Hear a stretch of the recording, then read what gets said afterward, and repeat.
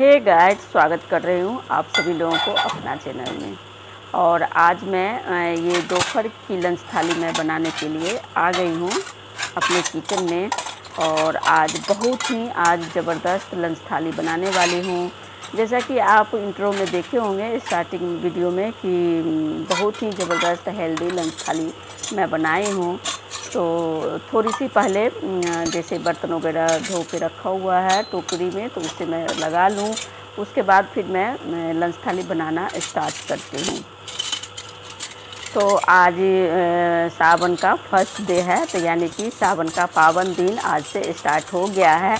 तो आप सभी लोगों को मेरे तरफ से ढेर सारी बधाई। महादेव आप सब पे कृपा बनाए रखें अपना, और सभी के जीवन में जो भी थोड़ा बहुत कष्ट है, दुविधा है, समस्या है, उससे हमें मतलब वो सब हर लेंगे महादेव। और अपनी कृपा इसी तरीके से बनाए रखें और ज़्यादा से ज़्यादा सभी की मनोकामना पूर्ण करें, ऐसी मेरी इच्छा है। तो चलिए शुभ आगमन पे, मतलब सावन के पावन दिन के शुभ आगमन पर आज कुछ अच्छा बना लेते हैं किचन में। तो अभी तो कल ही बनाई थी मैं, पूर्णिमा पे मैं विशेष थाली बनाई थी, जो कि मैं अभी मतलब आप लोगों के पास शायद नहीं की हूँ मैं। एडिटिंग का टाइम नहीं मिल पाता है, थोड़ी सी मतलब शेड्यूल बिजी हैं तो नहीं कर पा रही हूँ। तो चलिए कोई नहीं, वो भी मैं कर दूँगी। और आज जो रेसिपी बना रही हूँ वो बहुत ही ज़बरदस्त रेसिपी बनने वाला है। और जैसा कि आप लोगों को पता है कि दोपहर की लंच थाली जो होती है हम लोगों के यहाँ ज़्यादातर चावल दाल ही बनती है। तो उसी तरीके से आज भी चावल दाल, सबसे पहले मैं चावल दाल बिठा रही हूँ। तो दाल को मैं पहले धो लूँ अच्छे से, 2 से 3 पानी से धोती हूँ, जबकि ये दाल मेरा मतलब पचमेर दाल है और इसे मैं भून के रखी हूँ। तो बहुत आराम मिल रहा है मुझे बनाने में, झटपट मतलब किचन में आती हूँ और फटाफट बन जाता है, ज़्यादा टाइम भी नहीं लगता है, ज़्यादा मेहनत भी नहीं लगती है। एक बार भून के रख दी हूँ तो बहुत आराम है इससे।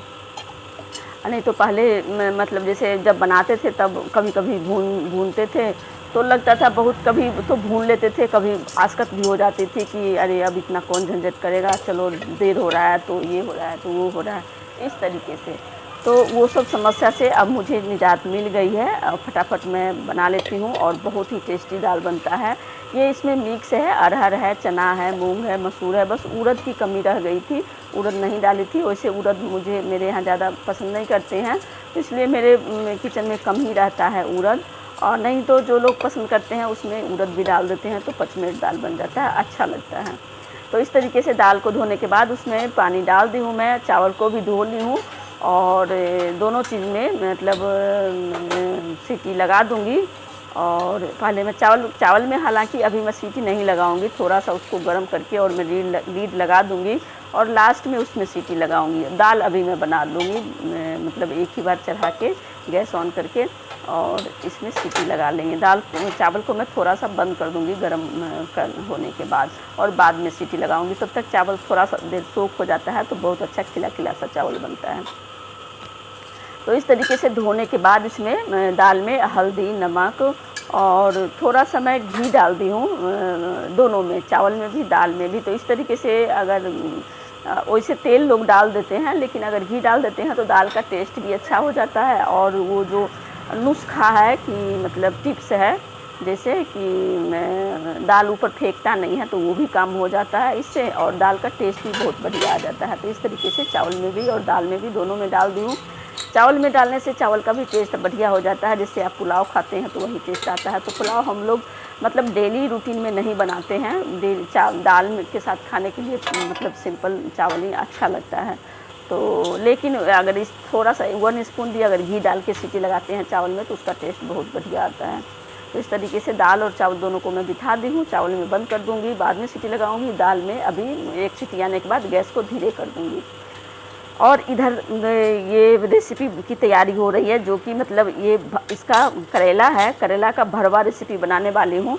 तो जैसे कि आप लोगों को सबको पता है कि करेला हमारे शरीर के लिए, सेहत के लिए बहुत अच्छा है, लेकिन इसका क्वालिटी जो है कि कड़वा लगता है ये, तो उसी से ये फेमस है कि करेला कड़वा है, इसलिए बहुत लोग खाना नहीं चाहते, बच्चे तो खास करके बिल्कुल नहीं खाते हैं। लेकिन इस तरीके से अगर आप बनाते हैं तो करेला बिल्कुल कड़वा नहीं लगेगा और बहुत ही स्वादिष्ट ज़बरदस्त बन के तैयार होता है। तो जैसे कि करेला मतलब बनाना थोड़ा सा मुश्किल होता है, ख़ास करके भरवा करेला, तो इसमें टाइम भी लगता है ज़्यादा और मसाला भी लगता है। और साथ में इसके साथ जैसे हम लोग बचपन से देखते आए हैं कि अगर 500 ग्राम मेरे पास करेला है तो 500 ग्राम प्याज भी होना चाहिए। माँ लोग भी बनाती थी तो ऐसे बोलती थी कि प्याज का मात्रा ज़्यादा रखने के लिए।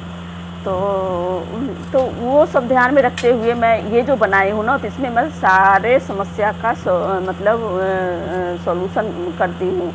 इसमें ना ही टाइम ज़्यादा लगा है, ना ही मसाला ज़्यादा लगा है, ना ही प्याज ज़्यादा लगा है। मतलब इस तरीके से संजोग हो गया है, ऐसा कुछ नहीं था। मतलब मुझे करेला बनाना था लेकिन मुझे ध्यान नहीं रहा कि मेरे पास प्याज ख़त्म हो रहा है, तो सिर्फ एक प्याज है। तो चलिए वो मैं बाद में बताऊंगी, पहले मैं ये करेला का प्रोसेस बता देती हूँ कि करेला को सबसे पहले मैं धो ली हूँ। धोने के बाद इसको कुछ और नहीं करना है, कट पिट नहीं करना है, बस एक ही कट लगाना है, जो कि हम बीच में जैसे कि पेट बोलते हैं, तो करेले का पेट में हम एक कट लगाएंगे।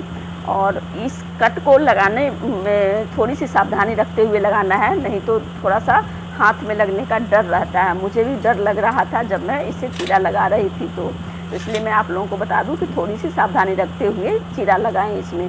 तो एक ही चीरा लगाना है और इसमें इसके अंदर में जो बीज वगैरह होता है वो निकालना है बाहर। तो इस तरीके से देखिए, थोड़ा थोड़ा स्पून की हेल्प से ली हूँ, मदद ली हूँ मैं, और सारे बीज को निकाल दी हूँ। हालांकि ये कड़वा देखने में बड़ा लग रहा है, बहुत अच्छा करेला है, बिल्कुल एक तो फ्रेश है, कोई इसमें कलर वगैरह नहीं है डाला हुआ। और देखिए कितना अच्छा कलर है इसका, और बड़ा है लेकिन इसका बिल्कुल कच्चा है। बीज जो निकला है देख रहे होंगे आप लोग, बिल्कुल वाइट है। तो बहुत अच्छा करेला निकला है, पका हुआ भी नहीं है, यानी कि बीज ज़्यादा हार्ड भी नहीं है। इतना अच्छा करेला है कि इसका मैं सोच रही थी कि बीज अगर पका हुआ मिलता तो मैं इसे गमले में लगाती, लेकिन एक भी बीज मुझे पका हुआ नहीं मिला। देख रहे हैं सारे के कवर वाइट हैं। तो जब तक इसका कवर रेड नहीं होता है तब तक इसमें बीज जमने वाला बीज नहीं होता है। लेकिन मैं फिर भी जो मोटा थोड़ा सा दिखा है वो निकाल के रख ली हूँ कि चलो कोई नहीं, लगा के देखूँगी, जमेगा तो जमेगा, नहीं जमेगा तो कोई बात नहीं। मुझे एक्चुअली गमले में पौधे लगाना बहुत पसंद है। तो कोई भी चीज़ ऐसे किचन में जो आ जाता है ना, जैसे कि भिंडी हो गया, नेनुआ हो गया, तोरी हो गया, किसी भी चीज़ का बीज मिलता है मुझे, तो मैं उसको रख लेती हूँ और गमले में लगा देती हूँ। हो या ना हो वो बाद की बात होती है, पर लगाना मुझे अच्छा लगता है। तो इस तरीके से करेले के पेट में खाली करने के बाद इसमें क्या की हूँ मैं, एक कटोरी में नमक और हल्दी मिक्स कर ली हूँ बराबर मात्रा में। 1 चम्मच अगर हल्दी ले रहे हैं तो 1 चम्मच नमक भी लीजिए, और उसको अंदर और बाहर दोनों तरफ इस तरीके से, जैसा कि आप देख पा रहे हैं वीडियो में, दोनों तरफ लगाते हुए इसको पूरे मसल के अच्छे से, और तब हम रखेंगे इस तरीके से। देखिए अंदर में भी मैं लगा दी हूँ, पूरे जगह फैला दी हूँ, और बाहर से भी इस तरीके से कोट कर दी हूँ कि मतलब थोड़ा सा नमक रहेगा तो इससे बोलते हैं कि थोड़ा सा कड़वापन कम हो जाता है। लेकिन वास्तव में बहुत मतलब खाने में बिल्कुल नहीं लगा कि करेला हम खा रहे हैं, बहुत अच्छा लग रहा था, टेस्ट भी बहुत बढ़िया लगा था। तो कड़वा तो बिल्कुल नहीं लगा। अब पता नहीं ऐसे बनाए इसलिए या करेला ही मीठा वाला था, मुझे नहीं पता चला कि मतलब ऐसा कैसे हुआ, लेकिन बिल्कुल कड़वा नहीं लग रहा था। 1-2 बीज बच गया है तो वो मैं निकाल के रख ली हूँ। तो इस तरीके से 3 ही करेला है, लेकिन 500 ग्राम है वज़न में। मैं इससे भी बराबर ले रही थी, लेकिन वो वज़न में ज़्यादा हो रहा था। सब्जी वाला बोले कि ज़्यादा कर दूँ, तो हम बोले कि नहीं ज़्यादा नहीं करना। तो फिर मैं छोटा छोटा देख करके ली हूँ, तो छोटा ली हूँ तब इतना बड़ा बड़ा करेला है ये। तो सोच लीजिए इसका क्वालिटी अलग है, थोड़ा मोटा स्किन होता है इसका। तो अब देख लीजिए, इधर मैं नमक और हल्दी लगा करके उधर उसको साइड में रख दी हूँ। अब मैं इधर तैयारी कर लेती हूँ मसाले, स्टफ जो करूँगी उसमें, यानी कि करेले में जो मैं भरूँगी उसकी तैयारी कर लेती हूँ। तो अब मेरे पास सिर्फ एक लौता प्याज बच रहे हैं। अब सोच लीजिए करेले मुझे बनाने हैं, मेरे पास प्याज नहीं है, अब क्या होगा। तो उसका मैं मतलब उसके जगह पे यहाँ पे मैं खीरा लेके आई हूँ, और मेरे फ्रिज में ये खीरा था छोटा छोटा, जितना करेला बड़ा बड़ा है उसका अपोजिट बिल्कुल खीरा छोटा छोटा है। तो ये हालांकि देसी खीरा है, तो इसका टेस्ट मुझे पसंद है, अच्छा लगता है, मीठा मीठा लगता है। तो मुझे जब ये दिख जाता है तो मैं ले लेती हूँ ये। तो ये मेरे बच रहे थे, पड़े हुए थे फ्रिज में, तो मैं सोची कि चलो प्याज मेरे पास ख़त्म हो गया है, नहीं है तो ये लगा लेते हैं, खीरा ही डाल के बना लेते हैं। तो हाँ, जैसे कि अभी सावन स्टार्ट हो गया है, तो बहुत लोग हैं कि जो लहसुन और प्याज नहीं खाते हैं सावन में, तो उस जगह पे देखिए ये भी बहुत अच्छा ऑप्शन है। हालांकि हमारे घर में मतलब मेरे किचन में जो चीज़ नहीं बनता है, जैसे कि नॉनवेज अगर नहीं बनता है तो कभी नहीं बनता है। कोई सावन नहीं है, ऐसा नहीं है कि सब दिन खा रहे हैं और सावन आया तो हम नहीं खाएंगे, ऐसा नहीं है, नहीं खाते हैं तो नहीं खाते हैं। तो लेकिन लहसुन प्याज है कि ऐसा नहीं है कि सावन है तो लहसुन प्याज नहीं बनेगा, तो ऐसा नहीं मानते हैं हम लोग, और मेरे स्वामी जी खास करके नहीं मानेंगे, उनको खाना प्रॉपर ढंग से चाहिए तो चाहिए। तो इसलिए हम लोग ये नहीं सोचते हैं कि हाँ सावन है तो लहसुन प्याज नहीं खाएंगे, ऐसा नियम नहीं है। किचन में लहसुन प्याज यूज करते हैं। तो वो तो गलती से मेरे ख़त्म हो गया था, और अभी आया नहीं है इधर लेके, सब्जी वाले भैया नहीं आए हैं, तो मैं नहीं खरीदी हूँ, नहीं तो जब आ जाएंगे तो खरीद लूँगी। तो संजोग से ऐसा हुआ कि करेला बनाने जा रहे हैं और मेरे पास प्याज नहीं था, एक ही प्याज है। तो कोई नहीं, प्याज की जगह मैं खीरा का यूज की हूँ, और इसके साथ जो करेला बनाई हूँ ना बहुत टेस्टी बना है, अच्छा बना है। तो आप ऐसे भी बना सकते हैं। अगर मान लीजिए कि सावन में जो लोग लहसुन प्याज नहीं यूज करते हैं, तो आप इस तरीके से करेला, भरवा करेला बनाएंगे तो आपको फर्क ही नहीं पड़ेगा कि प्याज नहीं है या प्याज नहीं डाला हुआ है। बहुत अच्छा टेस्ट लगा है बनाए हैं तो इस तरीके से प्याज को मैं थोड़ा सा घीस ली हूँ, प्याज को भी, और इसमें से 2 खीरा ली हूँ मैं, छोटा छोटा है, तो 2 खीरा भी घीस दी हूँ और प्याज भी घीस दी हूँ। तो बस 3 करेला है मेरा, तो लगभग अब इसमें थोड़ा सा मसाला पड़ेगा। थोड़ा सा मैं मसाला पीस के रखी हूँ, थोड़ा सा सूखा जो मसाला, बेसिक मसाला है वो भी डाल दूँगी, तो हो जाएगा उसमें भरने के लिए। थोड़ा सा उसका बीज भी है, तो मिला के हो जाएगा। तो अगर ज़रूरत है तो और भी खीरा ले सकते हैं, लेकिन मुझे लगा कि इतना में हो जाएगा तो मैं छोड़ दी अब कि चलो इतना काफ़ी है।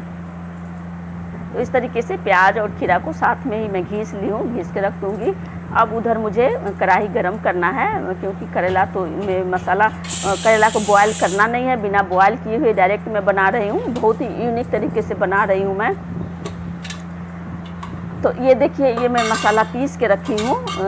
तो इसमें मतलब जो मसाला में पीसा हुआ है, इसमें पीली सरसों है और लहसुन है, अदरक है और गोल मिर्च और जीरा, और थोड़ी बहुत सूखी मिर्च भी मैं डाल दी थी।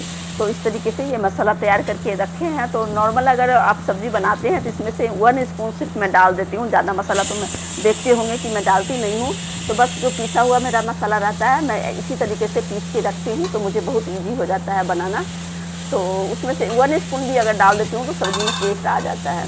तो इस तरीके से, लेकिन यहाँ पे अभी करेला बना रही हूँ तो इसमें थोड़ा सा ज़्यादा डालना पड़ेगा, क्योंकि करेला भी मेरा मोटा मोटा है, उसका पेट बड़ा बड़ा है, तो उसमें भरना पड़ेगा।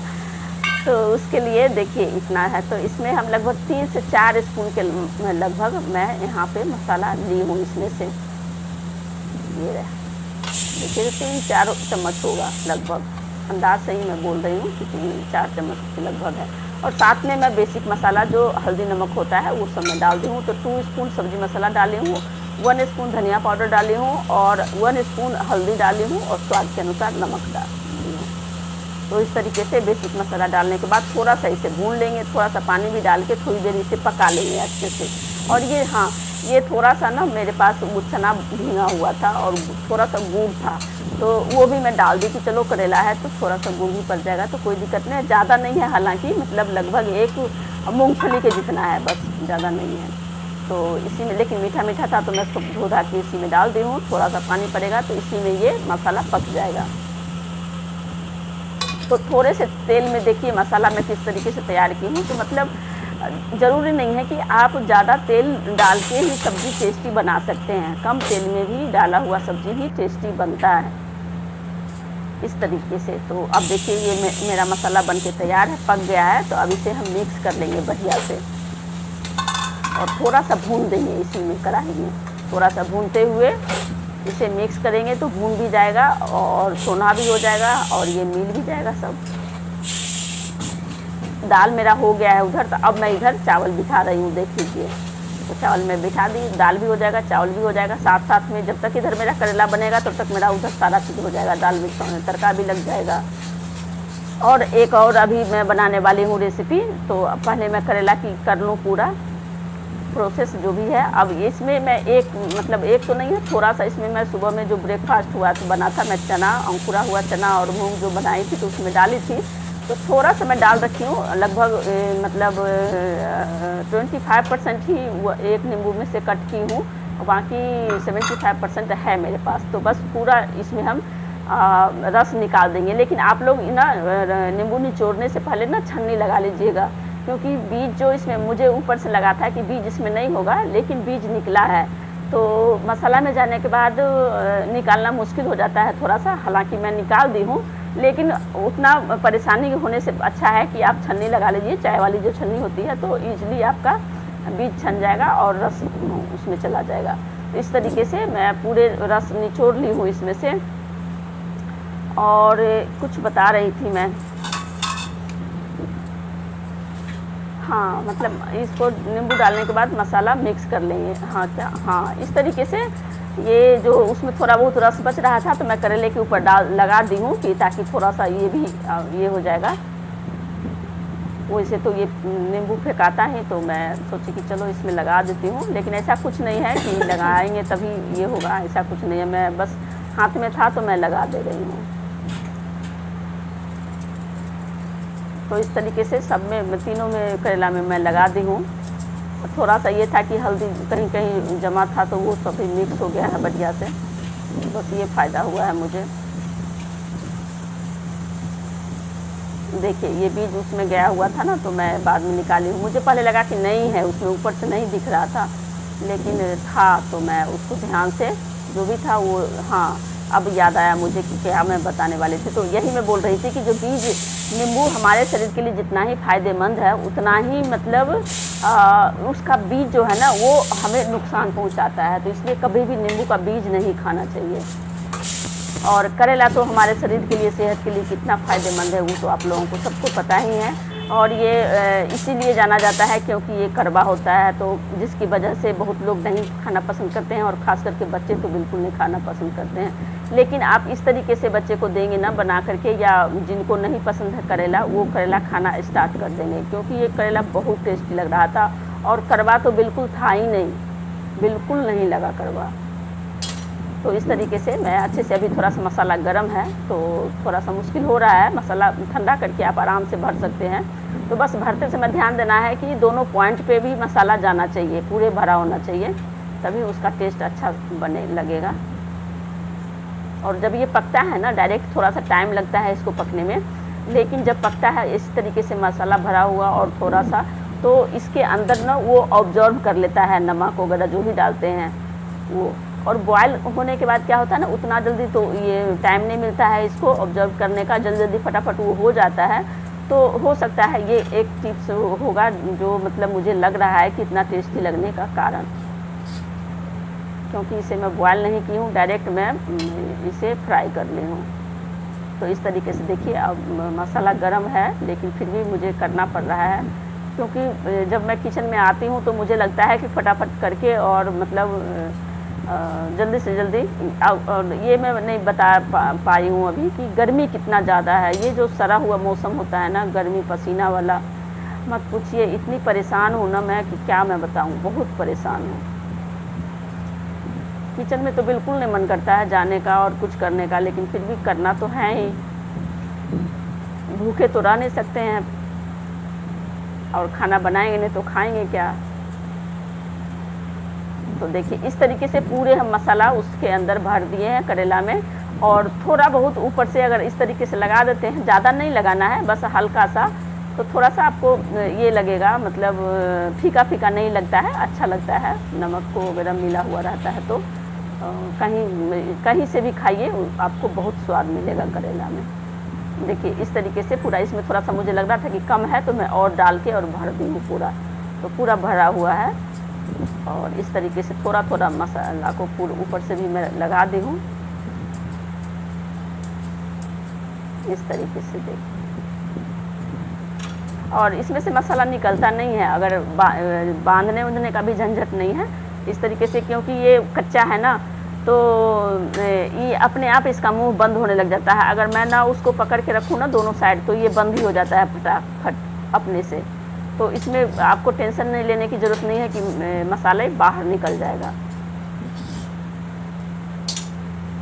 तो जो था मैं सब इसमें डाल दी। ये सबसे जो मेरे पास करेला है उसमें से सबसे ये छोटा बाबू था, तो इसको लास्ट में भर रहा है। तो जो मसाला था सब इसी में गया है, लेकिन लग रहा है कि थोड़ा सा कम हो गया है, हालांकि भर गया है। लेकिन मैं कोई नहीं, जो भी है थोड़ा बहुत मैं पोंछ पाछ के ऊपर से पूरा कर दूंगी इसको।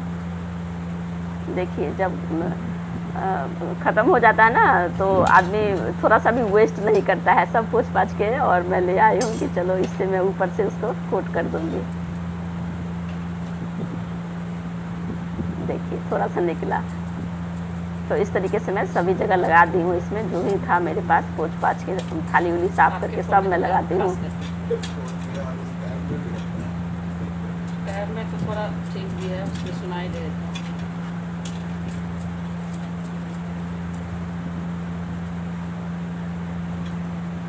मुझे डर लग रहा है कि नींबू का बीज तो नहीं है, लेकिन नहीं, बीज नहीं था, करेले का ही बीज था, तो वो भी मैं डाल दी। क्योंकि करेला का बिल्कुल करेला कच्चा था, बहुत अच्छा करेला है, फ्रेश भी है, और कोई इसमें कलर भी नहीं डाला हुआ है। नहीं तो ज़्यादातर देखती हूँ मैं परवल में और करेले में ऊपर से लोग कलर डाल के बेचते हैं, तो उसमें आप धोइएगा ना तो उस पानी में निकलता है ग्रीन ग्रीन, लेकिन इसमें नहीं निकला है, बिल्कुल मतलब फ्रेश है, अच्छा करेला निकला है ये।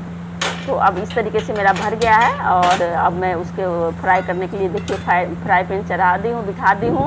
और यहाँ पे मैं थोड़ा सा तेल की मात्रा बढ़ाऊँगी, क्योंकि ये करेला पकने में टाइम लगेगा, तो इसलिए मैं थोड़ा सा लगभग 2 से 3 स्पून मैं तेल इसमें डाली हूँ, और ढेर सारा सरसों दाना डाल दी हूँ।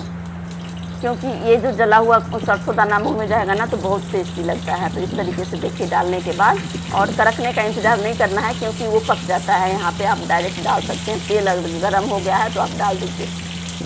और इस तरीके से डाल के और हम कवर कर देंगे, और गैस को धीरे कर देंगे। अभी मेरा तेज़ है, लेकिन एक बार पलटूँगी ना तो गैस को धीरे कर लूँगी।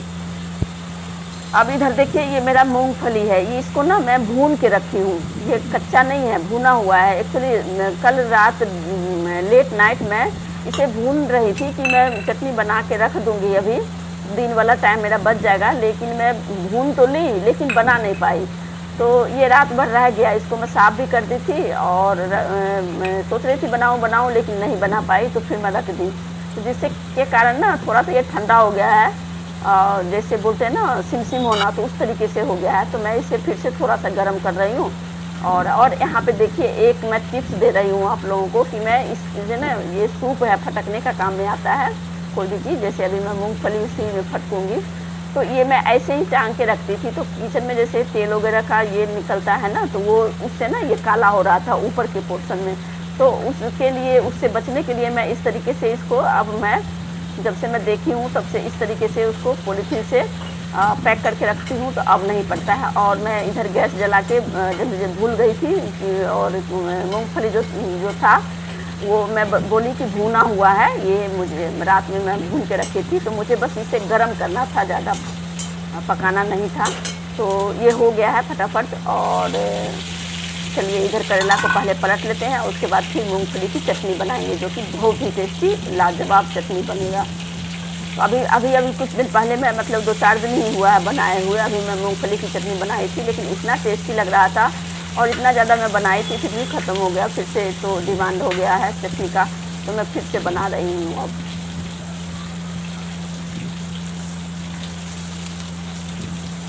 तो इस तरीके से देखिए, इसको उलट पुलट के हम चारों तरफ से सेक लेंगे, बस धीरे गैस पे। अब यही करना है, इसे हम चारों तरफ से उलट पुलट के और धीरे गैस रखेंगे बिल्कुल,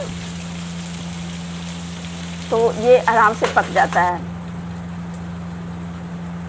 जबकि इसका स्किन बहुत मोटा है। तो देखिए इस तरीके से मैं मूंगफली ले ली हूँ। अब इसमें से मिर्च थोड़ा अलग करके और इसको साफ़ कर लूँगी बढ़िया से, उसके बाद फिर मैं चटनी बनाऊँगी।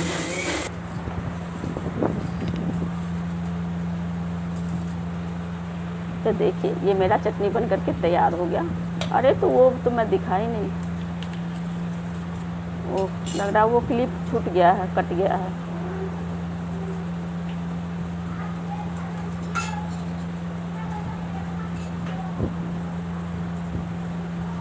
तो इधर मैं दाल में तड़का लगाने के लिए जीरा मिर्च वगैरह पका ली हूँ। और इधर देखिए आज मेरा दाल में ज़्यादा सीटी लग गया। इधर मैं इतना बिजी थी कि सीटी लग रहा था और बंद ही नहीं कर पाई। तो कोई नहीं, इसे इसमें थोड़ा सा मैं गर्म पानी डाल करके और इसे पतला कर लूँगी। तो बस ये हो गया है तैयार। लेकिन इस तरीके से दाल ना बनाते हैं ना तो बहुत टेस्टी लगता है। तो इधर मेरा चटनी भी बन गया, करेला भी देखिए पक गया है। अब ये देखिए मैं आपको बता रही हूँ कि ये मतलब बिना बॉयल किए हुए भी ये पक जा रहा है, सीज जा रहा है। देखिए बीच में मैं अच्छे से नहीं दबा पा रही थी क्योंकि मसाला निकलने का डर था। तो मैं साइड में करके देखी हूँ, तो अगर साइड में हो गया है तो ये पूरे में हो गया है। इस तरीके से 2-3 बार मुझे उलट पुलट करके पकाना पड़ा है। बस लगभग ये 10 से 15 मिनट में पक करके तैयार हो गया है। 10 से 15 में ज़्यादा बोल दी, मतलब 10 के अंदर ही हो गया होगा। तो चटनी को मुझे ट्रांसफ़र करना है। तो इधर चटनी को भी मुझे ट्रांसफ़र करना है बाउल में। और इसके बाद फिर मेरा चावल बन गया, दाल बन गया, दाल में तड़का लग गया, करेला भर लिए, उसे सेक भी लिए। अब इधर ये चटनी भी बन गया है। बैठ के मैं निकाल लेती हूँ इसमें से। देखिए मेरी हालत, कहेंगे आप लोग ना इस सड़ा हुआ गर्मी में ना लंच थाली बनाना कोई आसान काम नहीं है। मेरी हालत देख लीजिए। तो इसको गर्मी बहुत है दोस्तों, बहुत ज़्यादा है। वही मैं दिखा रही हूँ कि देखिए पर बना के मैं तर बेतर हो गई हूँ। इसमें मैं ट्रांसफ़र करके और फिर इसमें बस अब लेकिन ये होता है ना कि जब आप काम करने लग जाओ ना तो मतलब यही लगता है, पसीना हो या कुछ भी हो, लगता है कि अब काम है पड़ा हुआ तो उसको करना है। और देखिए ये मेरा चटनी बन करके तैयार हो गया, ट्रांसफ़र कर ली। और इस तरीके से अगर ऊपर से आप थोड़ा सा तेल डाल देते हैं ना, मतलब अंदर तो डाला हुआ है, एक बार मैं डाल के मिक्स कर दी हूँ और फिर से थोड़ा सा ऊपर से डाल दी हूँ ताकि ये ऊपर से रहेगा ना इस तरीके से। तो ये बिल्कुल मतलब महीना दिन भी रख लीजिए, ख़राब नहीं होगा आपका चटनी, लेकिन फ्रिज में। और ये मेरा देखिए ज़बरदस्त करेला बन करके, भरवा करेला बन करके तैयार है। बहुत टेस्टी, बहुत मतलब और मतलब कड़वा बिल्कुल नहीं लगा है।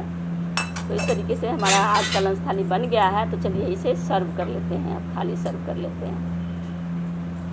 तो आई होप आप लोगों को भी अच्छा लगा होगा ये। इस तरीके से एक बार ज़रूर बनाइएगा।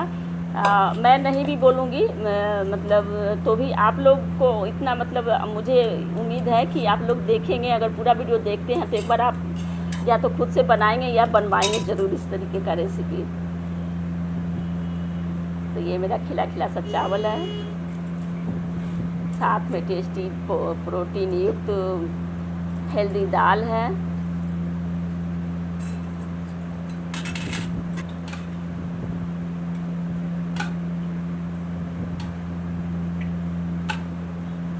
आज थोड़ा सा गाढ़ा ज़्यादा हो गया था तो कोई नहीं, मैं मैनेज कर दी हूँ थोड़ा सा ये डाल के। और ये देखिए हमारा ज़बरदस्त भरवा करेला बन करके तैयार है। तो अगर आप पूरा खाने वाले खा लेंगे तो पूरा पूरा दे दीजिए, नहीं तो उसको पीस में करके दे दीजिए। आप थाली मतलब सर्व कर सकते हैं इस तरीके से। तो मैं कट कर दी हूँ, हाफ़ ही दूँगी मैं उनको, पहले वो खा लेंगे हाफ़, तब मैं फिर दूसरा दूँगी। तो ये मेरा चटनी, मूंगफली की चटनी, हेल्दी दाल, भरवा करेला, खिला खिला सा चावल, इस तरीके से आज एक ज़बरदस्त हेल्दी लंच थाली बन करके तैयार हो गया। तो आई होप आप लोगों को अच्छा